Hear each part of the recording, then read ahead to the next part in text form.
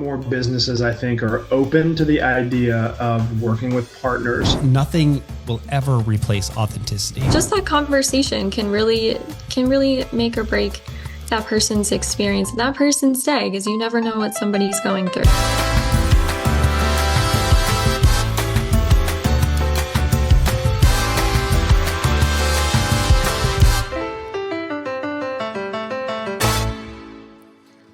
Welcome to another episode of MoJo Motivation, The official podcast of AYM High Consultants. I'm Fahim Mojawala. And I'm Marty Johnson. Because everyone needs a little Mo. And a little Joe. So today we have the most amazing people for you, because we've got amazing guests, because we help find Mojo and we help find motivation. And if you can believe it, we have even more amazing guests because we've already had a bunch, but there's more to come. Yeah. So the largest organization for printing, for the print world, is called Printing United Alliance. And we have two amazing people representing Printing United Alliance. We have Josh Carruth and we have Carly O'Neill. I'm going to read their bios and then they'll take it away with how awesome they are. And they help the printing industry grow by making the mundane extraordinary. They do. So Josh Carruth is a senior vice president of association at Printing United Alliance, where he helps independent print shops navigate growth, workforce challenges, and industry change via their alliance membership, which is really important. And by the way, Seema and I are members of the alliance. Coming from the apparel side of printing, he joined the alliance in 2021 after nearly 20 years of building communities and trade events that bring real value to business owners. And he's very collaborative and very approachable and truly, really awesome. And he just finished, to get this recording, he had a family member's birthday party that he ran from and got this recording. Really, really happy he's joining us on Zoom. He didn't run from it like he was scared. He ran from it in order to get onto the podcast. Yes, he ran towards it, excuse me. I mean, we think, No, because, English is second language. So sometimes, we get the prepositions wrong. Okay, anyway. Carly O'Neill, otherwise known as our buddy Carly. She is the communications and content coordinator at Printing United Alliance, where she leads the membership spotlight program and oversees the Alliance's association newsletters. She also supports PR efforts and serves as a key liaison with industry media, where helping strengthen engagements with students, educators, and members through thoughtful, high-quality storytelling. Coming from a news and marketing background, Carly joined the Alliance in 2023, eager to learn more about the printing industry and build meaningful connections. And I believe I met Carly in 2024. You might have met her in 2023 when she was just there, was it? And we did an online Zoom with her, and Seema and I have been honored to be featured with Printing United. Yeah. And I think a lot of that has to do with Carly's collaboration and seeing something in us that we didn't see ourselves. So thank you for that. But welcome to both of you. Yes. Please take it away and tell us a little bit more about yourselves and what you do and how awesome you are. Yeah, thank you guys. Thank you so much for that wonderful intro. That was amazing. And also loved your duo in the beginning. That was phenomenal. Loved watching that. We're really excited to be here. Like you guys said, I started with the Alliance just in 2023. Feel like it's been 5 years already. I feel like I've jumped in, feet first, absolutely fell in love with the printing industry. I actually got to tour a print shop in Anro based in Westchester. That was my first time seeing the behind the scenes, seeing how much goes on in a print business, and what makes them run. So that was really cool when I first started to see, because I'm not in that directly myself. I'm not in the print shops myself. So you have to jump in, you have to see what printers experience every single day before you can start, bringing them into this community that we offer and seeing how we can help them. So that was really cool. And then my first expo in 2023 was in Atlanta. And that's where I got to see all this printing technology for the first time under one roof in action. And it was so surreal to just see how big our industry is, we've been talking about. Yeah. As a young person coming into this industry, I didn't know what to expect. You hear print is dying, print isn't relevant, but that is so not the case. And it is just so cool to see that you can really jump in anywhere, whether you're working with the machines, whether you're just building relationships with people. And this is a global industry, right? It's not just here in the US. So, and that's something I get to really experience working with our global media partners every day here at the Alliance, which is really cool. Actually, I had the opportunity recently with Print Monthly, one of our media partners, to talk about my experience in the industry. And I did feature a picture from our recent interview, Fahim, at the expo. You, me, and Seema had to represent our amazing members. So if you have a chance, definitely check that out. Your picture's right there.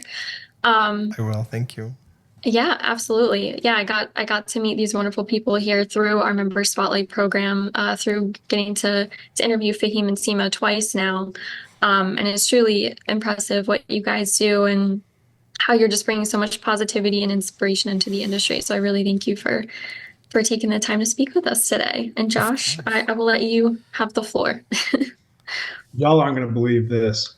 I didn't hear a word of anything and didn't realize I should have been listening until Carly started talking. So you can imagine my horror. I was like, this is the longest intro ever. Like, they must be saying horrible things about us. And then I saw Carly started talking, and I was like, well, something's wrong here. So I've apparently lost my audio in the ear. So could you repeat the question, please? What is your favorite color? Take two.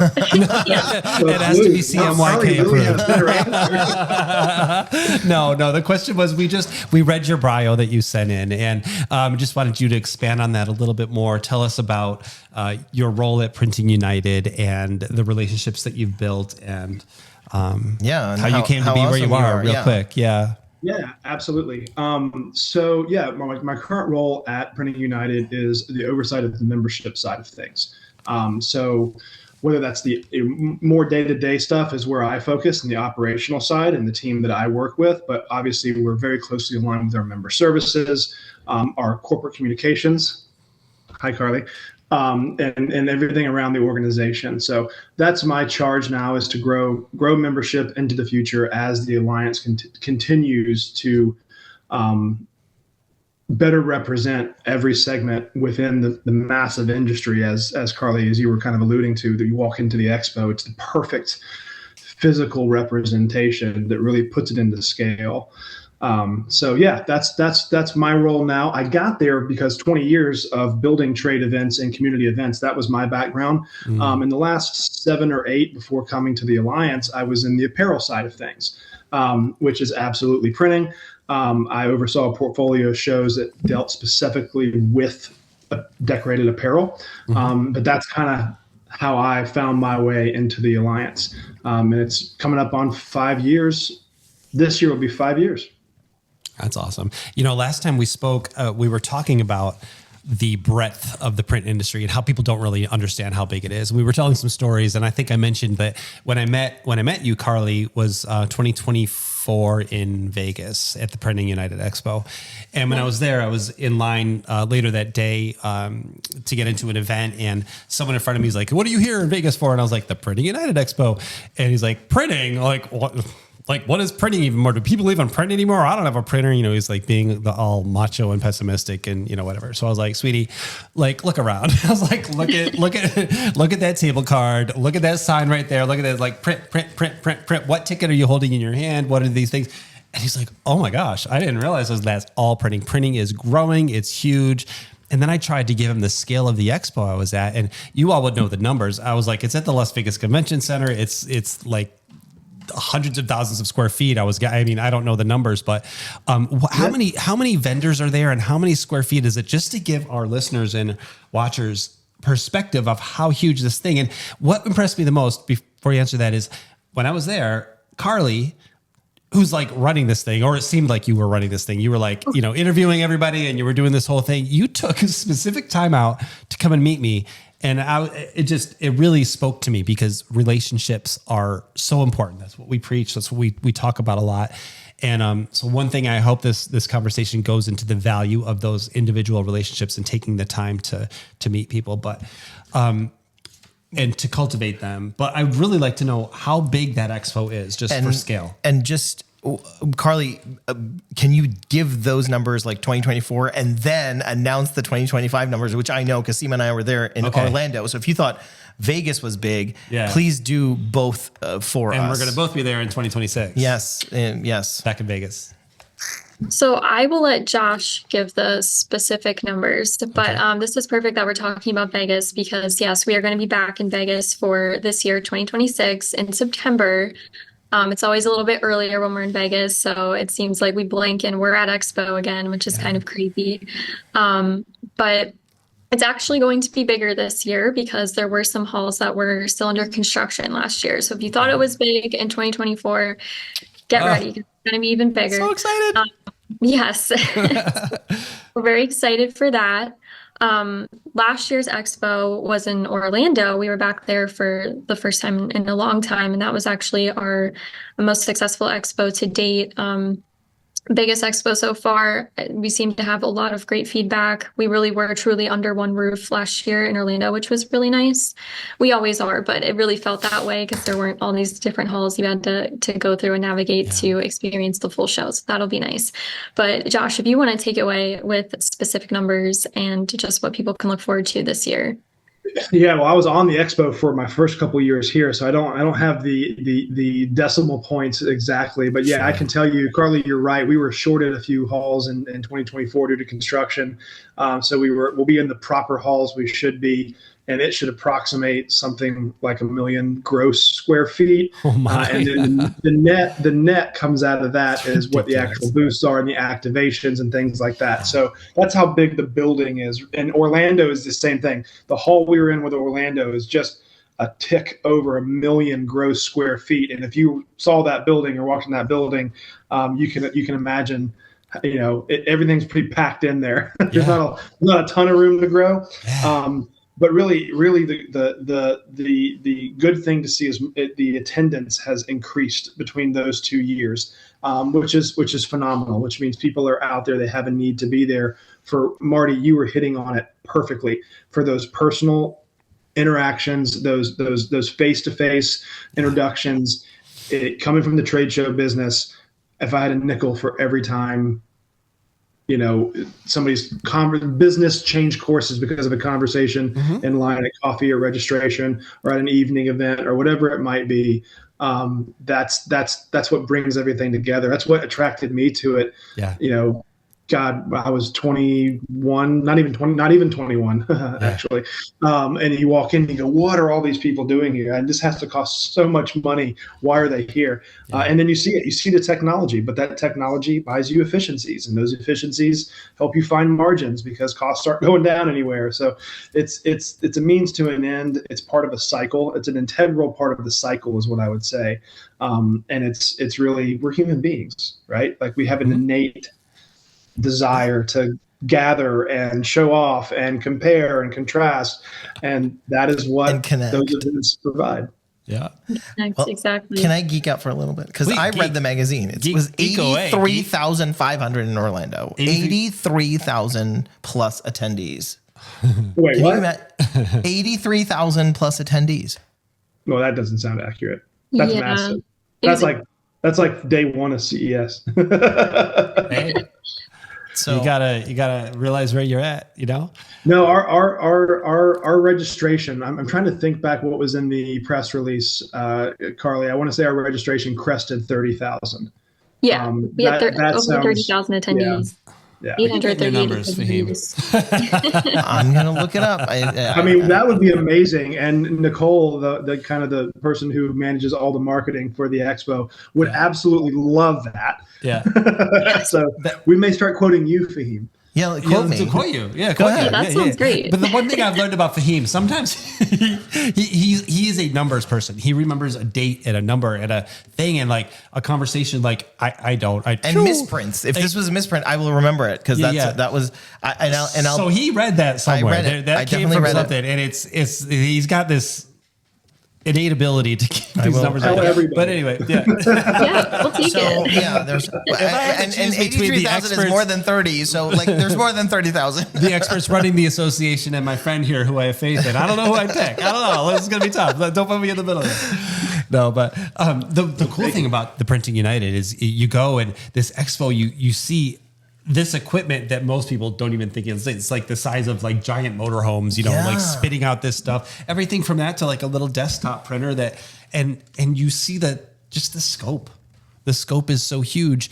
And yet exactly what you were talking about, like we've both run events for many, many years. We've been on the boards of different associations. We've been directing them, the whole thing. And events, first of all, are not easy to plan, but when you're trying to encourage people to come, you can tell them all about the new products they'll see. You can tell them all about the deals they'll get as a show special. You'll get all that thing, but or the classes they'll take and the information they'll gain. But what always is the most important thing, but sometimes the hardest to sell on to somebody who doesn't really know this secret yet, is the connections you'll make, to your point.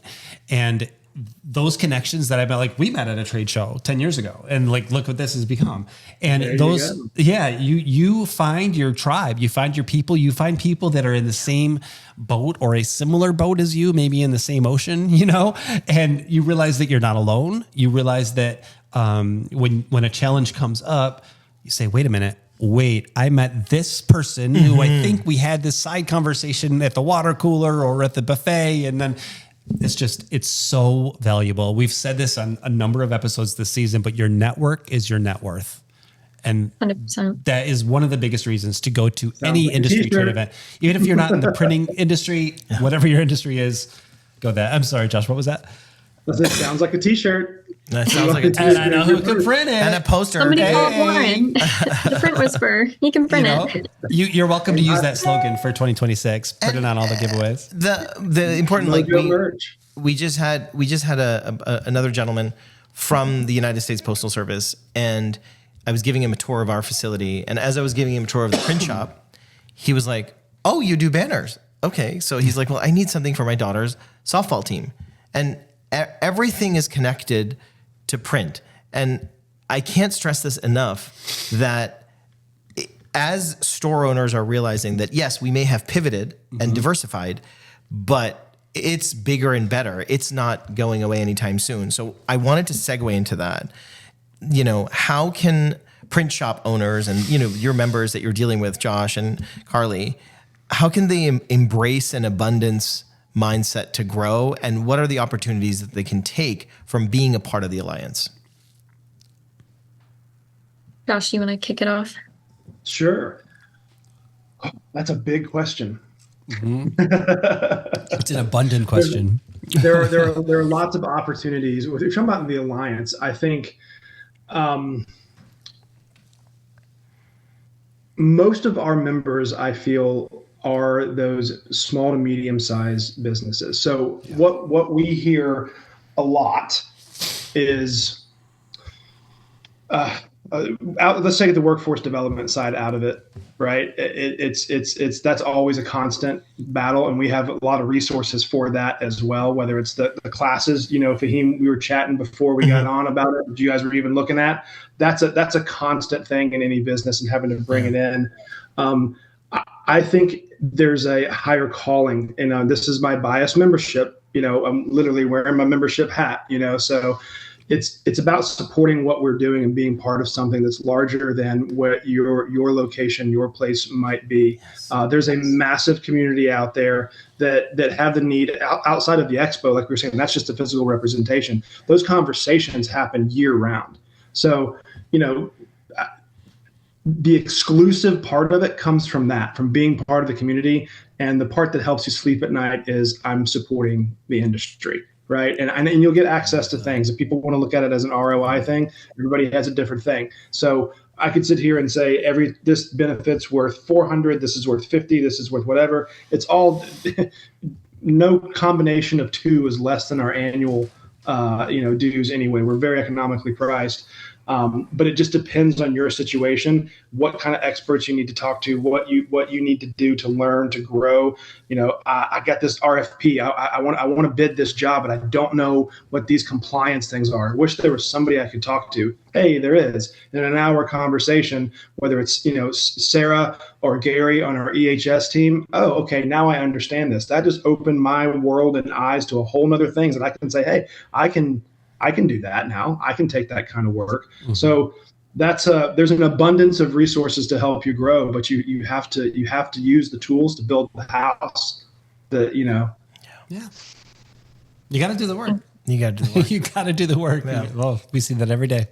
Yeah. Yeah. Carly, what do you think? 100%. Well, I think you said that perfectly, Josh. Let me start with that.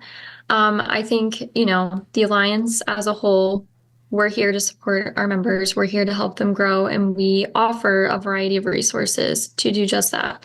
But also, we're in a very competitive industry, a very ever-changing industry, especially with technology and AI. So our resources also help our members stay on the pulse of the industry with the latest industry trends, latest technology. Through our research, I think our research is a great place to start. The state of the industry research that we put out throughout, every year. Our latest one, our update is out, and we'll have a 2026 one coming down the pipe. So that's a great place to start. Like Josh said, our subject matter experts, Adrian for HR, Steph Buka of Government Affairs, Gary and Sarah for EHS. You can call in with any concern, anything you want to talk about, growth on the sustainability side. We just released our sustainability glossary with great terms that people need to know on their day-to-day if they want to improve their environmental footprint. So I think we're just a great place to start to make sure your business is at the forefront of the industry and you stay that way throughout the year. And we are here to help with whatever you need. Yeah. And as for our members, we also try to provide great things additionally to that, like our member spotlights, just to help our members who are just starting out or are well established share their story with the industry and let people know, like, hey, we offer this and we're here to help. That is my core. That's what I got into this industry for. That's what I started out in journalism. I love sharing people's stories, and we do exactly that. And we're all about helping our members grow. So I think our resources do a great job in helping grow that abundance. Yeah. That's awesome. That's really cool. And I think that's what really gravitated me towards you and doing the interview again once more with you, Carly, because of your abundance mindset and then being introduced to Josh. And it was funny because when we had that first conversation before this podcast episode, the four of us, I was thinking to myself, Marty, I was like, wow, we've been yearning to find two people similar to us in terms of how we can have this conversation and say things and people don't look at us like deer in the headlights, like what are they talking about? Yeah. And it seems that it's rare to find the abundance mindset, but if you have the right people and you have the right place to look, then there's a plethora of them. We just have to get those. And so we have to share those stories. So thank you for that. And for those of us, those who might be watching or listening who don't know what the abundance mindset is generally, it's the opposite of a scarcity mindset. So a scarcity mindset is basically like, there's not enough of anything. I need to hoard everything. I need to save everything. I need to keep it. And it's just mine. It's fine. It's fine. Fine. It's like very Uncle Scroogey. An abundance mindset is like, you know what? I've got this and I'm going to share it with others. And I'm going to live like I have something to give. And that, if I'm defining that okay, I think that's really all it is. And the more I give, the better I live. The more I give, the better I live. Yes. And running a trade organization, as you both do, which is you're on a much larger scale than the organizations we've run, but we understand just what it's like to try to hurt all those cats, like sometimes, but it can be so rewarding. And, at these expos, Carly, I don't know exactly we read your bio, but I know one of your major roles there is being the interviewer. And you're at a table with cameras and you are spotlighting different members, different presenters, different things pretty much all day long for like 3 or 4 days, like from what I've seen, at least what I've observed. And that's the interview that Fahim was alluding to. You had interviewed them, and that must be incredibly rewarding. You get to understand everybody's stories. And by doing that, you see where they came from and why they came there. And then that can help guide the organization cater to a much more diverse group of needs than it would by just assuming because you have exhibitors that are like multi-billion-dollar companies, and then you have ones that are small, one-person run shops, or, small businesses. So you've got to meet all those needs, and those needs are vastly different. Yeah, 100%. I'm glad you brought that up. Those member spotlight interviews at the expo. Yeah, I think I do like 8 to 10 every single expo. Yeah. But they literally are what I live for. They are the bread and butter of what I do and what I got into this industry for. I absolutely love those interviews. I also started getting the chance to interview students and educators as well, because we're trying to expand our student educator corner over here.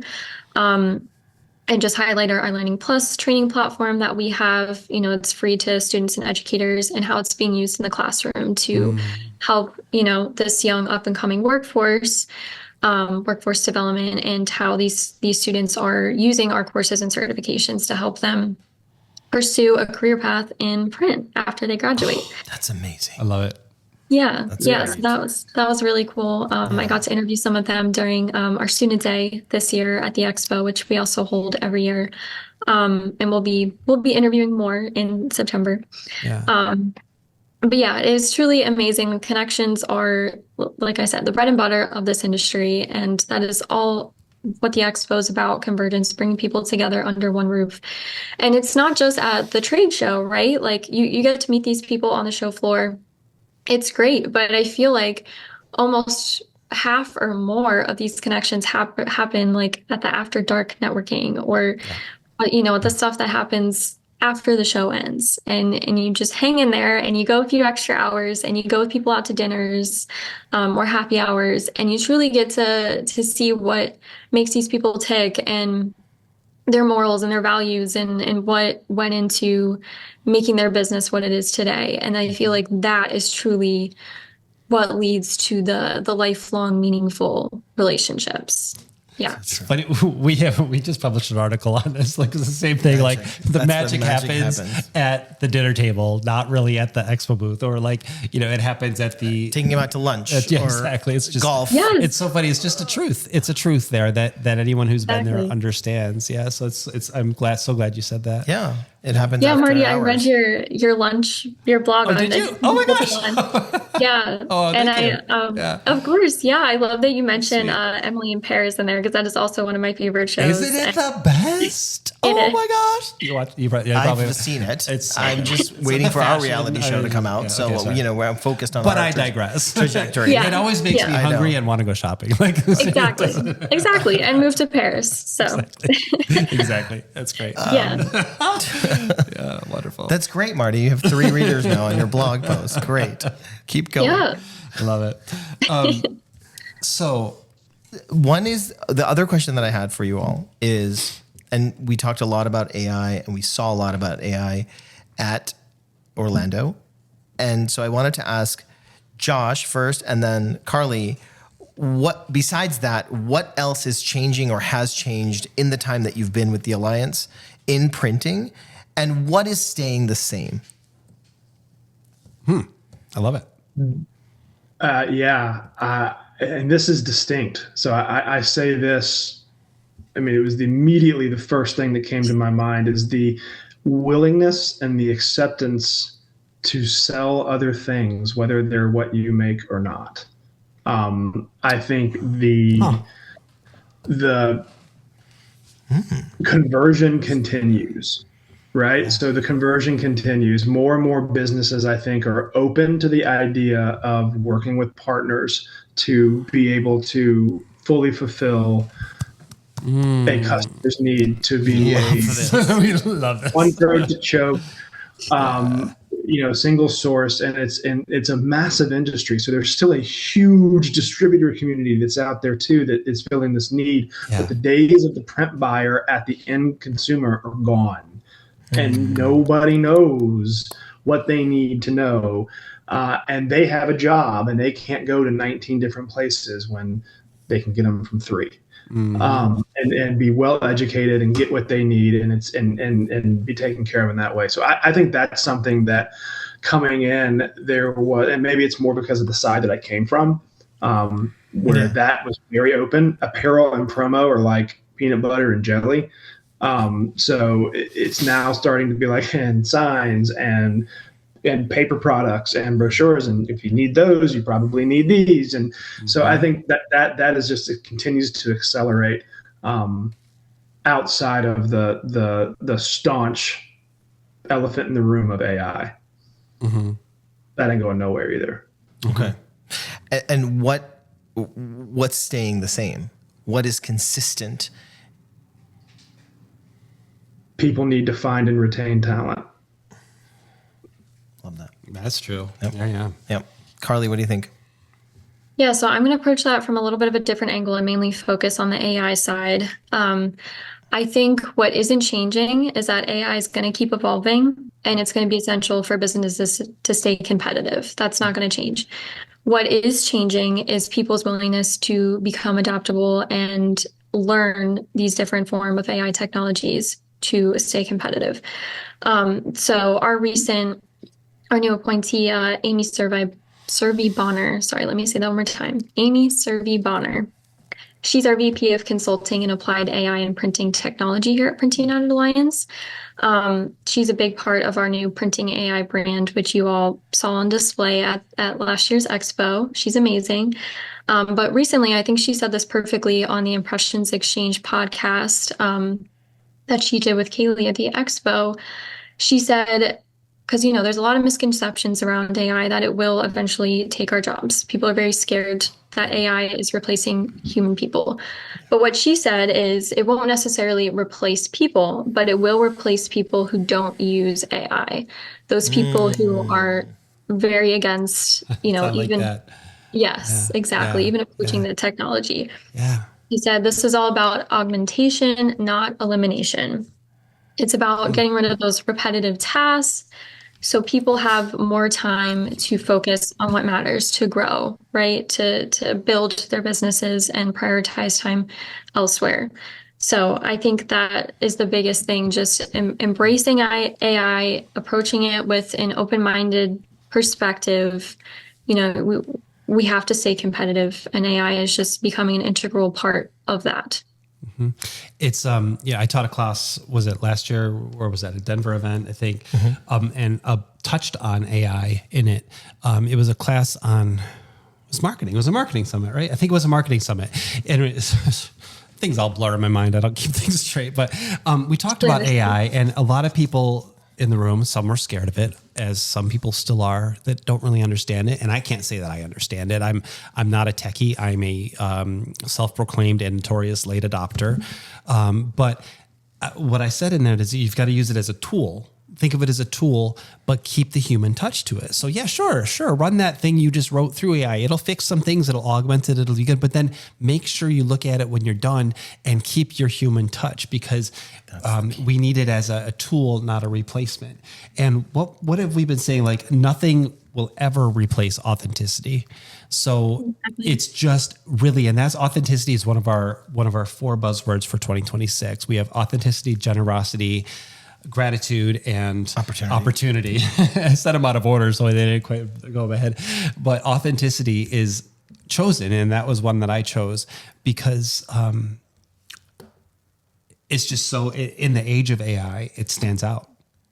Right? 100%. I think so. We've been saying for 10 years that imperfection is the new perfection. It is. And Adam Mosseri, one of the founders of Instagram, said it, paraphrased this year in January in 2026. And, where he said that AI is going to make everything perfect. People will yearn for the human connection. Mm-hmm. So in the last 3 minutes that I have, I wanted to get your final thoughts. How can we use authenticity and the human connection in our industries to propel people forward, to leave a lasting impression, to leave a legacy and be impactful? Because yes, AI is here to stay, but we are finite. Mm-hmm. So how can we leave an infinite impression before we leave?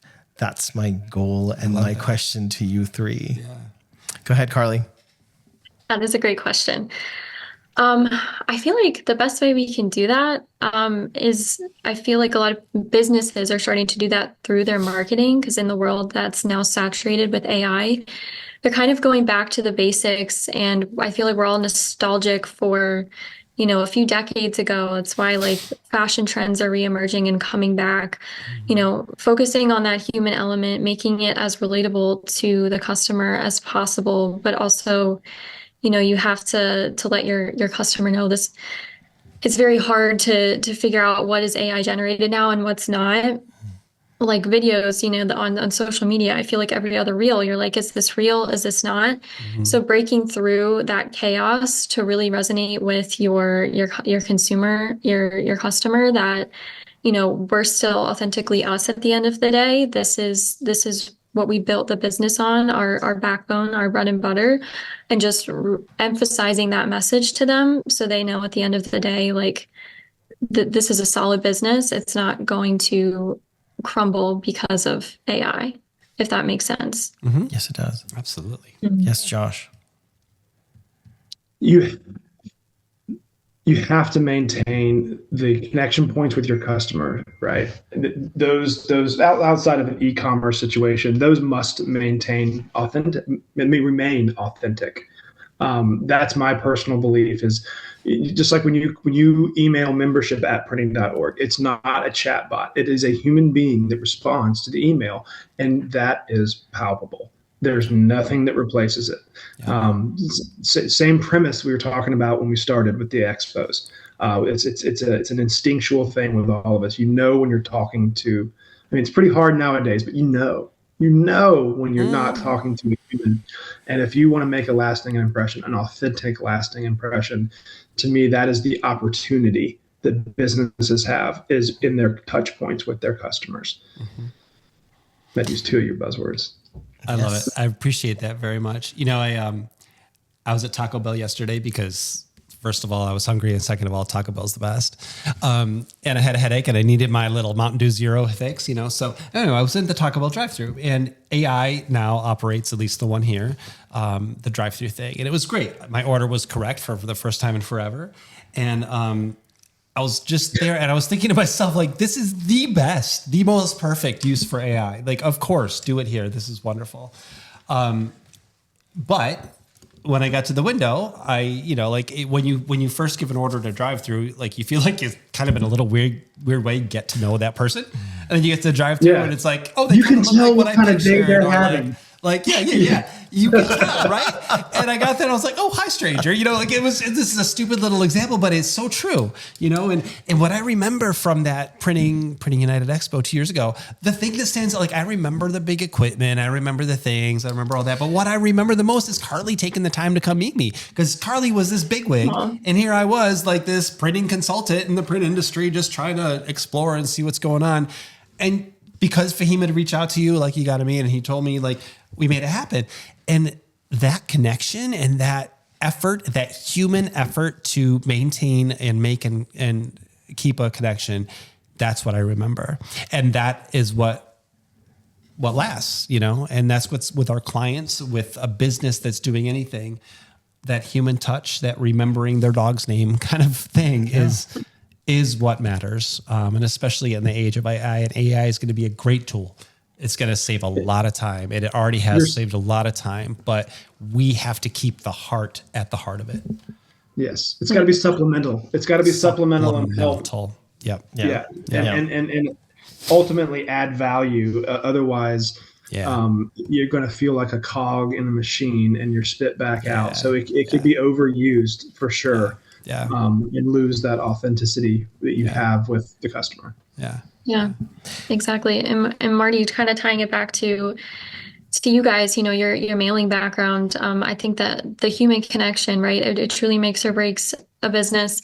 I know you guys have talked about, like, how shipping something can seem mundane, and how you go, the extra step to make it extraordinary, to have the conversation with somebody bringing something in, to ensure that they really have a great experience at that counter. So they want to come back. They're like, you know what? I'm not just shipping something today. I'm going to go catch up with my friend Fahim, and see how Seema's doing, and how things are going with them. So, and I feel like that can also be an intimidating experience too, when you bring something to a counter, and it's somebody behind the counter, you don't know them, who knows what type of day you both are having.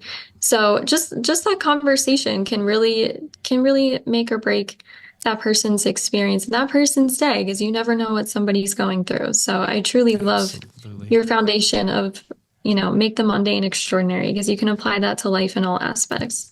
I love that. That's a perfect ending. I love it. Yeah. We can't thank you enough for being on board with us and being part of this inaugural season.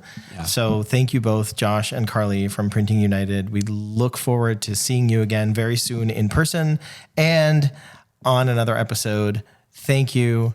Have an amazing day. Thank you both. Let's do it. Let's do it again in Vegas. Absolutely. Let's do it. in Vegas. You got it. It's a date in September. MoJo Motivation is the official podcast of AYM High Consultants. Your co-hosts are Fahim Mojawala and Marty Johnson. Special thanks to Seema Mojawala and our producer, Ryan McCarthy. Learn more at mojomotivation.com or aimhigh.com. That's AYMHIGH.com.